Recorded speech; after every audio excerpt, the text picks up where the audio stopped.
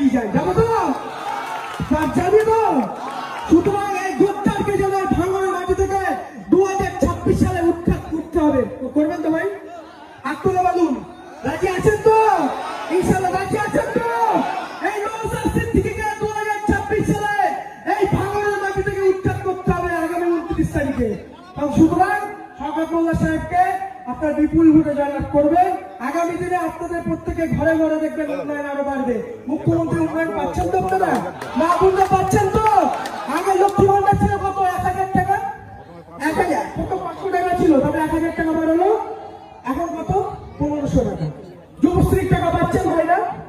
আজকে মুখ্যমন্ত্রীর উন্নয়নের প্রকল্প বহু জন্ম থেকে মৃত্যু পর্যন্ত আমাদের মাননীয় মুখ্যমন্ত্রী মমতা বন্দ্যোপাধ্যায় উন্নয়ন করেছে তো? বিভিন্ন প্রকল্প টানার আছে। আজকে সেই মাননীয় মুখ্যমন্ত্রী 2026 সালে বিপুল আসনে জয়লাভ করবে। যতই বিজেপি, এই আইএসএফ, এই হুমায়ুন যতই চালাকি করুক না কেন, এদের দ্বারা বিভাজন করবে ভাঙড়ের মানুষ, বাংলার মানুষ। আগামী 29 তারিখে তার ভাঙড়ের মাটি থেকে তার জবাব দেবে। আর আগামী 4 তারিখে এই আইএসএফ, এই বিজেপি, এই জেওপি প্রত্যেকটা করবে তো? ঠিক আছে, আমি এবারে বক্তব্য শেষ করছি।